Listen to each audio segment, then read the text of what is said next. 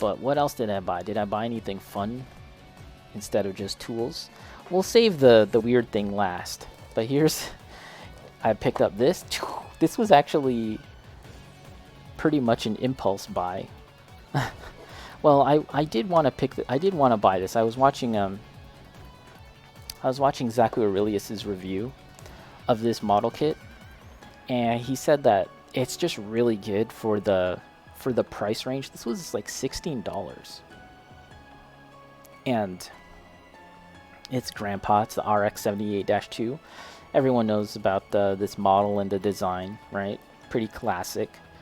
And initially, I believe that this set was actually sold in bags. In Japan, it just came in a bag, kind of like an action-based bag or a parts effects kind of bag. The sprues were just in a bag, which is kind of interesting to keep the cost down. So it was really, really cheap.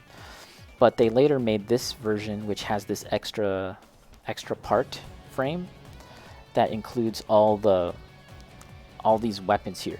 Because the first initial release, I think it had the model and maybe just this beam cannon. Maybe just the gun here, but nothing else. Maybe not even the shield. Maybe the shield also. But not this bazooka, not the beam sabers, not this chain, spike on a chain, not this spear.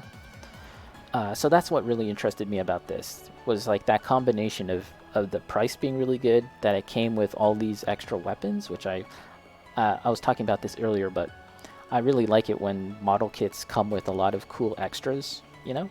So that was exciting to me.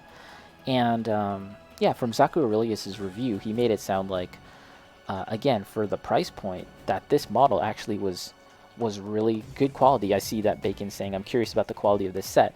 Yeah, he was saying that check out the review. He was saying that, again, for the price point, the quality is really good. Like there's no stickers, but they've actually gone and like made it so that it's part separation for the eyes. Like it's yellow and then red and all of that stuff for the eyes, and it's actually some really nice articulation. If you see here, if you can, I'm feeling like if I can replicate this pose here in the corner, look at like the curvature of his body, right? It's kind of like leaning forward and then curving, and then the legs are sticking out, and then another leg is tucked in. Like if I can do this pose, I would be very, very impressed. Yeah, he was saying it's really posable, so again, for all those reasons, that's why I wanted to pick it up. And yeah, this was right at the counter too. This was like right at the cash counter. I didn't see it on the wall of Gunpla stuff, so I was like just about to cash out, and then I saw this, and I just asked the lady like, "How much is this?" And she was like, $16. Done. Just add it, please. Let's go. Let's go. Yeah, because I was looking for this, like, because like I said, I had seen the review, and it sounded really interesting, so I was like, yeah. Let's go for this. Let's go for it. The instruction, they say that they kind of divided up the frame. The runner layout makes searching for parts easy since the parts for each section are gathered together. So yeah, like the weapon frame. And then it's like, yeah, if you organize it, if you look at it this way, it's like head. The head parts are all organized in this section. The waist is all here in this section. The legs, so on and so forth, which I don't know if they do that for other models, if that's actually the breakdown. I've never really given it much thought, but it's interesting that they thought about that ahead of time. It's kind of cool. Just taking a quick look at the instructions. I can't imagine this model being very difficult to assemble and put together. It's of course entry grade, but again, for the price, I feel comfortable like kind of experimenting with this model and maybe adding some weathering or whatever to mess around with it. So yeah, it's a little color page showing off some of this stuff. Pretty straightforward. The other thing that I noticed about this, real quick, there's the weapon frame. So yeah, when they released this again, they put it in a bag. Sorry, in a box instead of a bag, and then they had this extra frame which included the weapons. That's the one. That's why I wanted this too.